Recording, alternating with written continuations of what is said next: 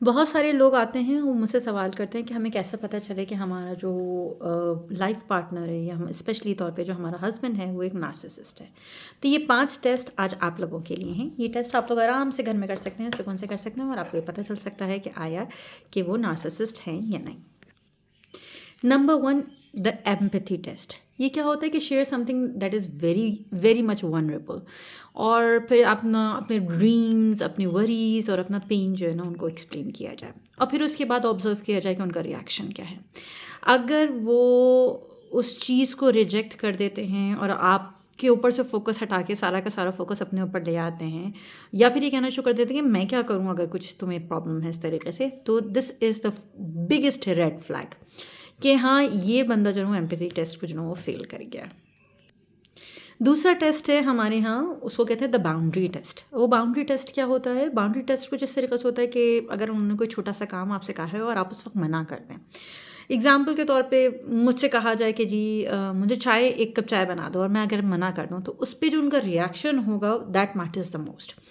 तो वो अगर रिएक्शन जो है वो एंगर में या गिल्ट ट्रिपिंग में, या फिर उसके बाद they are trying to manipulate you और अटेम्प्ट टू मैनिपुलेट यू, ये जो चीज़ें होती हैं ये भी एक्सप्लेन करती हैं कि जी बाउंड्री टेस्ट आपके हस्बैंड ने जो है वो फेल कर दिया है, and that's a biggest red flag, और ये एक नार्सिसिस्ट पर्सनालिटी की एक और ट्रेट है। फिर उसके बाद दूसरी चीज़ आती है, तीसरा टेस्ट है, उसका नाम है the accountability test. The accountability test, for example कोई छोटा सा इशू आप उनके सामने लेकर आए, जैसे कि कोई चीज़ आप भूल गई हैं या कोई काम ली कि आप भूल गए हैं, या आपको मैंने ये बात समझाई थी और आप भूल गए, ये बात, ये करना काम नहीं हो पाया आपका।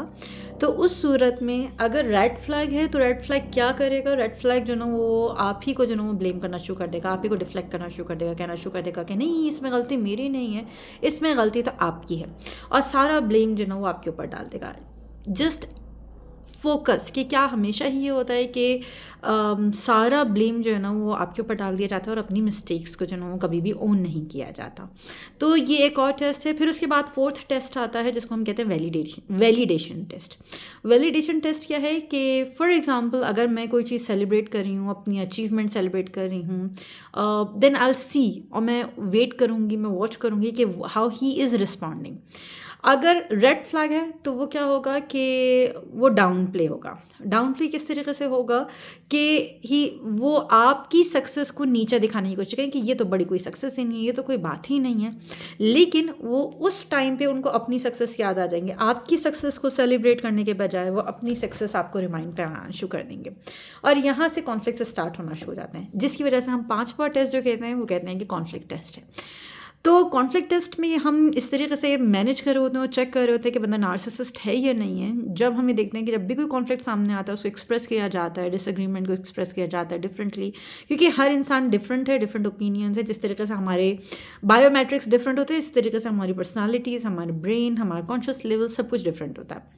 लेकिन जब तरीक़ाकार जो भी हो, अगर डिसएग्रीमेंट जो है किसी तरह का जब एक्सप्रेस किया जाता है तो उसको रिजॉल्व करने के बजाय वो डिफेंसिव हो जाते हैं, वो डिसमिसिव हो जाते हैं और वो एग्रेसिव हो जाते हैं। एग्रेसिव होने के बाद वो रिफ्यूज़ करना शुरू कर देते हैं, उस पर्सपेक्टिव को देखने के बजाय वो डिनाइल में चले जाते हैं, वो रिफ्यूज़ल में चले जाते हैं।